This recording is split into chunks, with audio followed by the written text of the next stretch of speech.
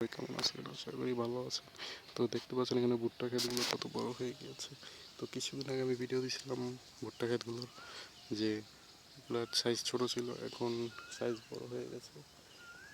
তো এই পাশে দেখেন ভুট্টা ক্ষেতগুলো, যেটি এটা কিন্তু ছোট আছে, একই সাথে লাগাইছে, কিন্তু ইউরিয়া সার ভিটামিনের কারণে এই যে এগুলো দেখেন খুব তাড়াতাড়ি এসে পড়ছে। তো এগুলোতে এখনো আসে নাই ফুল। ফুল আসলে ভুট্টা হবে। তো আপনারা ভিডিওটি দেখুন, আর ভালো লাগলে জানাবেন, যে যা বলার বলবেন, সমস্যা নেই।